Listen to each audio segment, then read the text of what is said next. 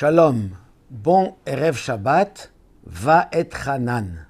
Shabbat Nachamu, le nom de la Haftara, qui commence par les mots Nachamu, Nachamu Ami, consoler mon peuple, qui ouvre la série des 7 semaines de consolation. Et nous sommes aussi le Shabbat du 15 du mois de Av, que la Mishnah nous dit que c'était des jours de grandes fêtes, de grandes réjouissances, car ce jour-là, parmi les différentes raisons, c'était le jour où les mariages juifs se faisaient. Mariage juif basé sur la Torah, basé sur la Tzniout, et c'est ce qui faisait, et ce qui fait encore aujourd'hui notre peuple, c'est la pureté familiale, la sainteté du foyer qui est transmise de génération en génération. Mais pour cela, il faut un effort, il faut un travail. Comment on y arrive? Mais la paracha de Vaïtranan, il y a la mitzvah des tfilin. Les 2 fois c'est marqué dans la Torah. Tu l'attacheras en signe sur ta main. La Torah orale explique qu'il s'agit des tefilin qu'on met sur la main gauche en général, sauf pour les gauchers, et les tefilin qu'on met sur la tête. Ces 2 mitzvot sont d'un sens indépendant l'une de l'autre. Maïmonide, quand il parle des lois de Tefilin, commence par celui de la tête et après celui du bras. Mais dans la halacha, la Torah, elle commence la main. Bien sûr, d'abord, c'est l'application pratique, concrète de la mitzvah quotidienne, à part Shabbat et fête. Mais le sens, la signification de ces 2 mitzvot sont fondamentales, essentielles dans notre vie. Il y a le côté émotionnel, le côté sentimental, le côté de la passion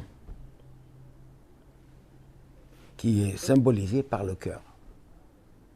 Et ceci est fondamental, est important dans la pratique des mitzvot. La conviction, l'enthousiasme, la joie, tout ce que fait que la mitzvah elle est faite avec entrain, avec volonté. Et ensuite, il y a le côté intellectuel, rationnel.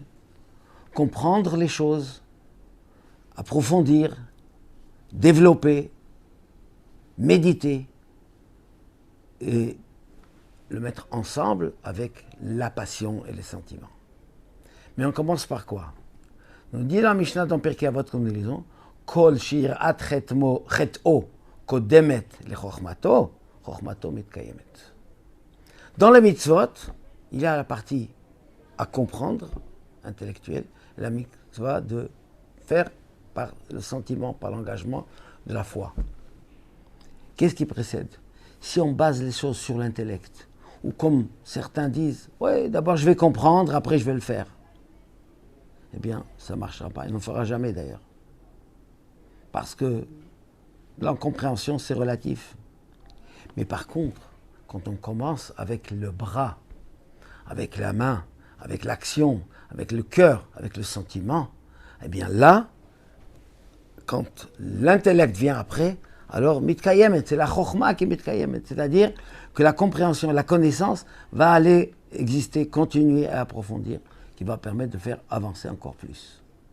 C'est une condition sine qua non.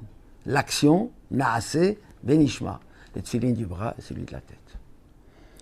On raconte l'histoire du Baal Shem Tov qui disait que Dieu Akadosh Baruch Hu aimait les tefilin. Le Talmud décrit qu'est-ce qui a marqué dans les parchemins sur les tefilin dans lesquels Dieu Akadosh Baruch Hu l'aimait.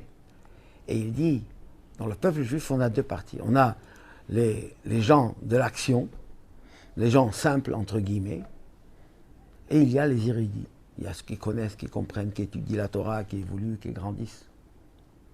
Eh bien, Akadosh Baruch Hu met d'abord celui du bras, ceux qui représentent les juifs simples, les juifs de l'action, les juifs qui font les choses avec conviction. Et après seulement, il y a celui de la tête. Celui du bras correspond au peuple. Et celui de la tête, à l'élite, à l'intellectuel. Eh bien, d'abord, c'est le bras. Surtout dans notre période, où on a besoin de protection divine.